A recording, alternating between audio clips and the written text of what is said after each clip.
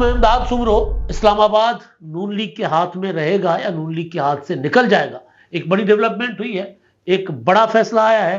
और दूसरा, 9 मई के तमाम किरदार अब आहिस्ता आहिस्ता इकट्ठे हो रहे हैं और जब ये जमा होंगे, जब ये सारे मंजर आम पर आ जाएंगे तो फिर क्या होगा?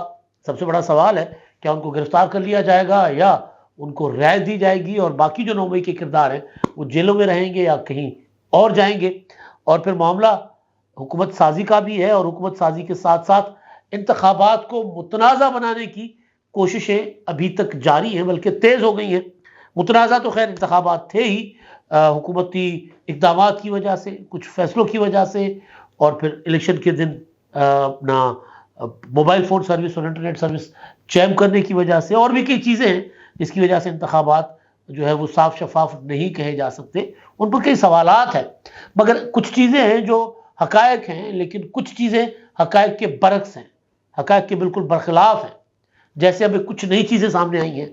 बैलेट पेपर जनाब अभी तक छप रहे हैं, इंतखाबात हो गए, सारे के सारे तकरीबन नतायज आ गए, अब इलेक्शन उज़रदारियाँ चल रही हैं, अपना हाई कोर्ट्स के अंदर इलेक्शन पिटिशंस चल रही हैं, और उस दौरान नए इंकशाफात आ रहे हैं। एक तो आपको पता है लियाकत चट्टा साहब का मामला, वो सामने आए और उन्होंने आकर कहा कि इलेक्शन जो है वो तो सारा फ्रॉड था।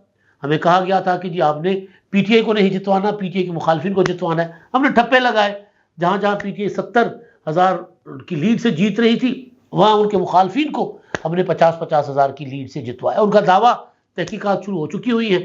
अब वो अफजल खान की तरह या 2013 वाले इमरान खान की तरह इसको सियासी बयान कहेंगे, इसको कुछ और कहेंगे, उनको साबित करना होगा, क्योंकि अब तहकीकात जो है वो शुरू हो चुकी हुई है। एक साहब जिन्होंने इंतखाबात को मुतनाज़ा करार देने के लिए अदालत का दरवाज़ा खटकाया था, मुतनाज़ा करार देकर इंतखाबात कलअदम करने के लिए सुप्रीम कोर्ट से रुजू किया था, वो भी दौड़ गए, वो भी भाग गए हुए। तो अब कौन टिकेगा, कौन भागेगा, ज़ाहिर साबित करना होगा। इंतखाबात के अमल पर सवाल अपनी जगह, शफाफियत के ऊपर सवाल अपनी जगह, लेकिन टोटली इंतखाबात को धांधली नहीं धांधला करार देना, फिर जो करार दे रहे हैं उनको साबित करना होगा।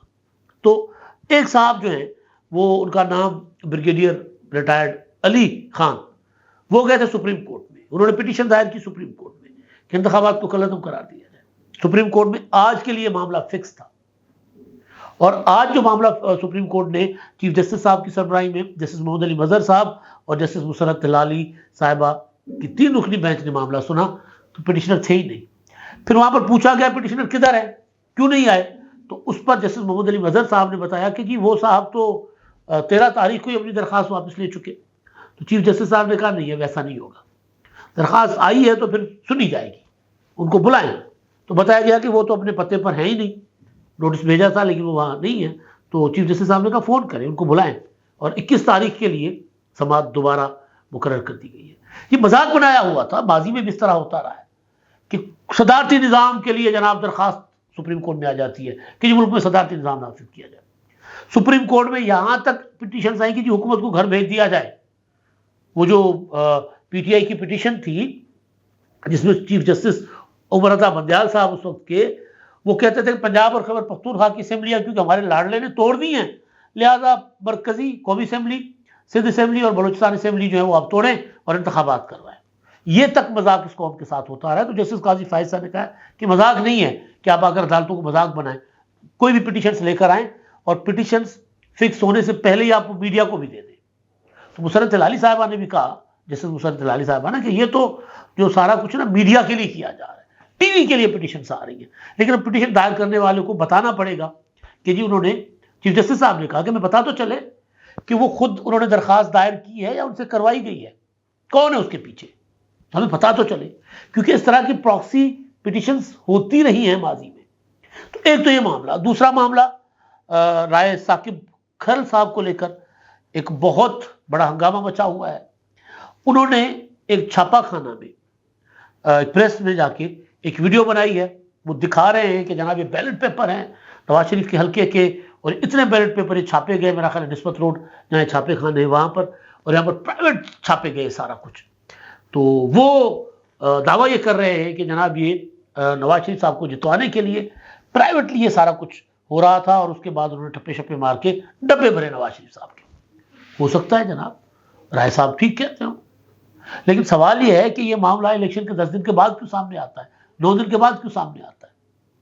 बैलेट पेपर जो छपे थे वो छापे खाने पर ही रहने थे। सवाल है ना इन्वेस्टिगेशन करने वालों के लिए। उन्होंने तो जाहिर है फिर कहीं जाना था ना जहां ठप्पे लगने थे और डिब्बे भरने थे, तो वहां नहीं गए, वो छापे खाने पर पड़े रह गए। और वो छापे खाने वाले इतने अहमक, इतने बेवकूफ कि उन्होंने जनाब बैलेट पेपर गैर कानूनी तौर पे छापे थे और वहीं रख दिए और इंतजार करते रहे कि जी कोई सुपर हीरो आए और आकर छापा मारे और दिखाए कि 2 नंबरी हो रही थी। इसकी इन्वेस्टिगेशन होनी चाहिए। मैं इस तरह की किसी भी चीज को आउटराइटली जो है रिजेक्ट करने के हक में नहीं हूं। सवाल उठते हैं, जिस तरह लियाकत चट्ठा के ऊपर सवाल उठे, इसी तरह इस इशू के ऊपर भी सवाल उठ रहे हैं कि जिनको इन्वेस्टिगेट करें। अगर वाकई बैलेट पेपर छपे हुए जो इतनी बड़ी तादाद में पड़े हुए थे और उनका सीरियल नंबर वगैरह का जो सारा कुछ होता है वो अगर लगे हुए हैं उसमें और कोई उनका इस्तेमाल हुआ है इलेक्शन के दिन, तो फिर साबित करके कौन उसमें मुलविस है उसको सजा मिलनी चाहिए। और अगर ऐसा नहीं है तो फिर यह नहीं हो सकता कि सहाफत की आड़ में कोई कुछ भी करे और सारे के सारे सिस्टम के साथ खिलवाड़ करे और उसको इस चीज़ की इजाज़त होनी चाहिए। ये नहीं इजाज़त होनी चाहिए, फिर उसके खिलाफ कानून के मुताबिक कार्रवाई होनी चाहिए। मैं देख रहा हूँ कि ट्विटर पर मुस्लिम लीग नून वाले ट्रेन चला रहे हैं, अरे साकिब, राय साकिब चले, वो मैं तो दरमियानी सी बात कर लेता हूँ, गिरफ्तार करें ना करें तहकीकात होनी चाहिए। उनके इल्ज़ामात की या उनका जो दावा है, उनका जो इंकशाफ है, हालांकि उन्होंने अपने मेरा ख्याल है यूट्यूब पर भी वो नहीं रखी, ट्विटर पर कुछ दोस्त कह रहे हैं कि उन्होंने कुछ देर के लिए वीडियो रखी थी, उसके बाद उन्होंने तो वीडियो डिलीट कर दी, लेकिन पीटीआई वाले वो व्हाट्सएप ग्रुप्स पर और ट्विटर पर और उस पर उसको मुसलसल शेयर कर रहे हैं। अच्छा, पीटीआई वाले एक और चीज़ कर रहे हैं, वो मैं आपको अगले व्लॉग में बताऊंगा, वो बड़ी बड़ी भयानक किस्म की चीज़ है, उस पर मैं अगले व्लॉग में बात करूंगा। जो बाहर बैठे हुए पीटीआई वाले वो क्या कर रहे हैं, क्या हरकतें कर रहे हैं और किस तरह इंतशार फैलाने की कोशिश कर रहे हैं। जाहिर है जब तक अब हुकूमत साजी का अमल मुकम्मल नहीं होगा तो सबको गुंजाइश होगी, जो कुछ शरारत करना चाहेगा, शरपसंदी करना चाहेगा, इंतशार फैलाना चाहेगा, गैर यकीनी की कैफियत पैदा करना चाहेगा, उसके लिए मौका ही मौका है। आज पीपल्स पार्टी मुस्लिम लीग नून बैठे हुए हैं उनकी कमेटियां, और आज इम्कान है कि कहीं ना कहीं वो कट्टाकट्टी जो कहते हैं ना वो निकल जाएगा, कुछ ना कुछ चीज़ें जो है वो फाइनल मरहले में जा सकती हैं आज, या ज़्यादा से ज़्यादा एक आध दिन और, क्योंकि अभी टाइम उनके पास काफ़ी सारा है। तो बहरहाल तो वो तो अगले व्लॉग में हम उस पर बात करेंगे। लेकिन ये जो गैर यकीनी की कैफियत है ना, ये दिन ब दिन इस वजह से संगीन होती जा रही है कि हुकूमत साजी का मामला फाइनल नहीं हो रहा। अब कुछ लोग कह रहे हैं कि जनाब जर्नैल खुद कूद पड़े हुए हैं इस मामले में, वो अब दो फरीकैन को बिठाकर कहेंगे कि जी सीधे हो जाओ।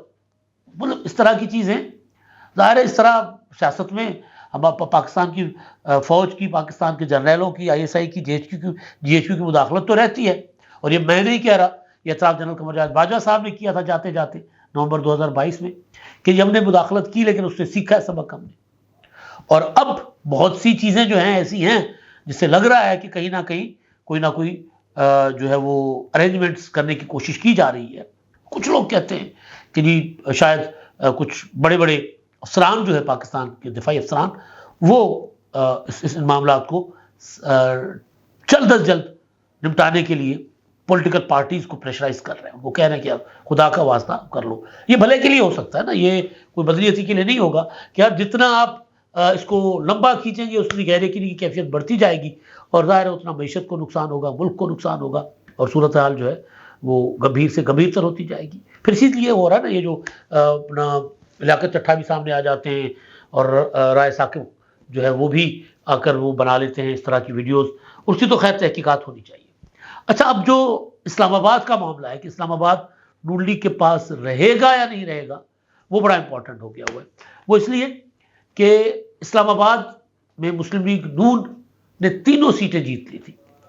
इस्लामाबाद के 3 हल्के हैं कौमी असम्बली के, और उन कौमी असम्बली के 3 हल्कों पर मुस्लिम लीग नून के जो उम्मीदवार थे तारिक फजल चौधरी साहब और राजा खुर्रम नवाज साहब और एक अंजुम अकील साहब, इनके लिए कहा गया था कि जनाब ये कामयाब हो गए, और उनके नोटिफिकेशन भी हो गया था, लेकिन उनके मुखालिफ उम्मीदवार जो हैं शोएब शाहीन साहब जो पीटीआई के तगड़े वकील भी हैं और लीडर भी आजकल, और उसके अलावा एक और साहब हैं, उन्होंने पिटिशन दायर की, अली बुखारी साहब इस्लामाबाद हाई कोर्ट में। और इस्लामाबाद हाई कोर्ट के जो जज साहब हैं जस्टिस मियां गुलहसन औरंगजेब और जस्टिस अरबाब मोहम्मद ताहिर साहब, उन्होंने ये पिटिशन उनकी सुनी और उन्होंने उनके जो नोटिफिकेशन है वो मुअत्तल कर दिए।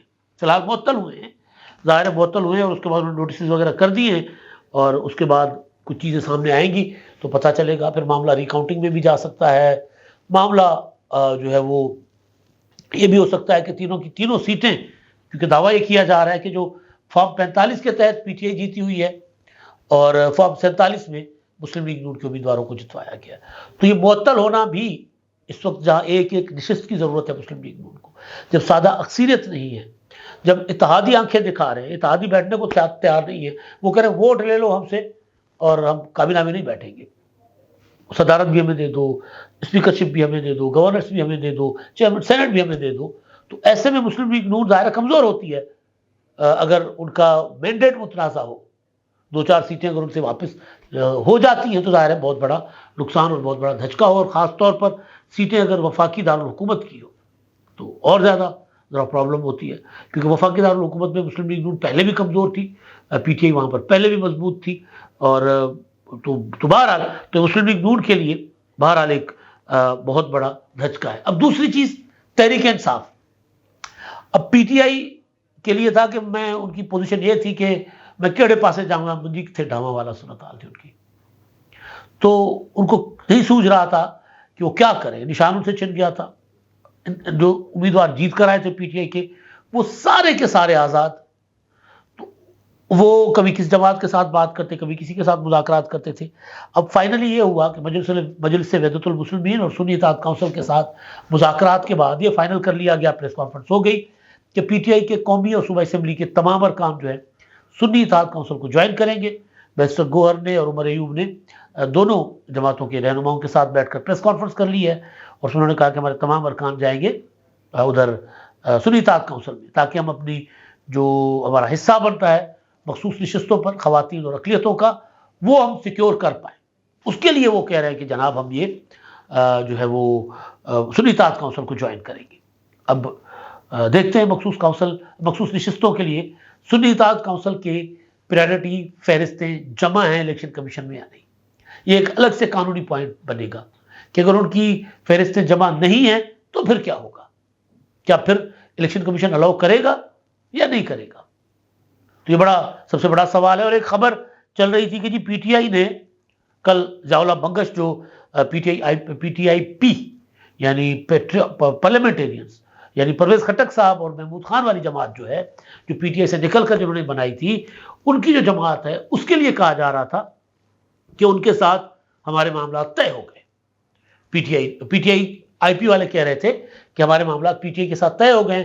पीटीआई के जो केपीके के अरकान हैं वो पीटीआईपी में शामिल होंगे, क्योंकि पीटीआईपी ने मखसूस नशिस्तों की फहरिस्तें भी जमा करवाई हुई थी।